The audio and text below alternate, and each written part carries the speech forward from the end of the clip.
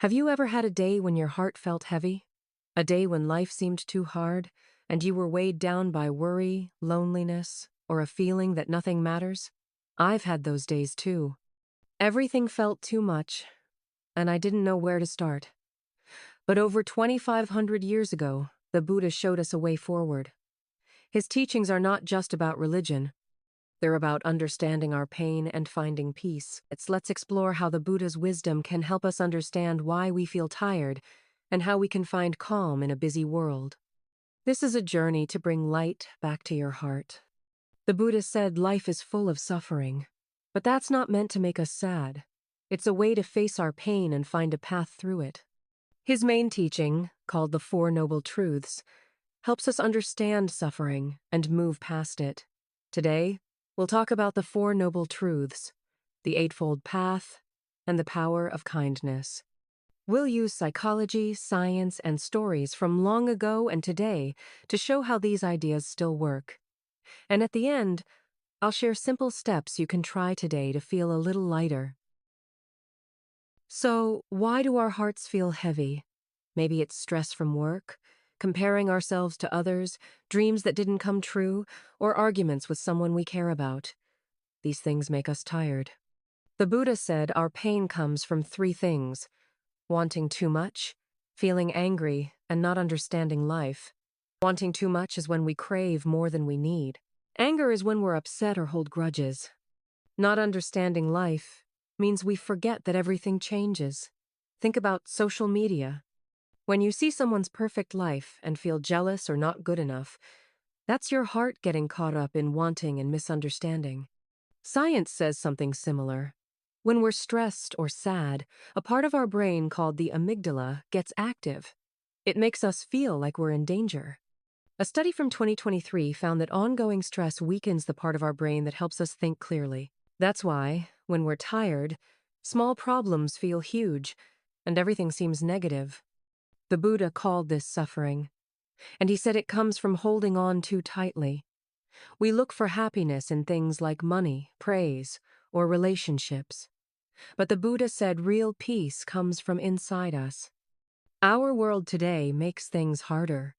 Ads tell us to buy more. Social media makes us compare ourselves. We're always rushing, but we still feel empty. A 2024 study showed that using social media too much can make anxiety and sadness worse by 30%. We keep running, but happiness feels farther away. The Buddha called this the pain of holding on. The more we chase things like success or perfection, the more we worry about losing them. But he gave us hope. He said suffering can end, and there's a way to make it happen. The Buddha's Four Noble Truths are like a map for tired hearts. First, he said, we should face our pain. Don't ignore it. Say to yourself, I'm struggling right now.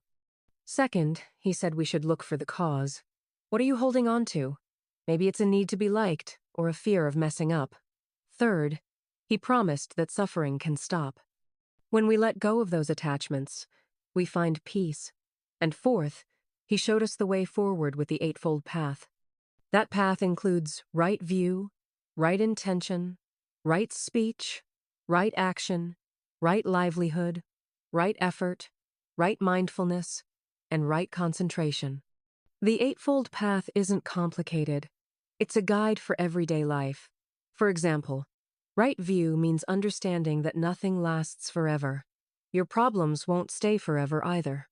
Right intention means choosing kindness instead of anger, or gratitude instead of jealousy. Right mindfulness means being in the moment. When you drink tea, notice its warmth. When you breathe, feel the air.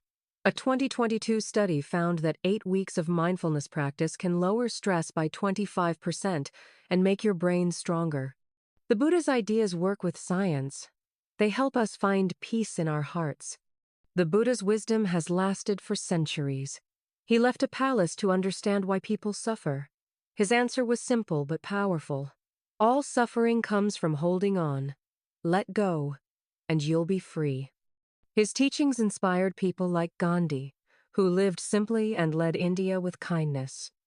Mother Teresa gave up wealth to help the poor, showing that love is what matters. These people found peace even in hard times, and they changed the world. Today, the Buddha's teachings still help us. Living simply, like minimalists do, comes from his idea of letting go.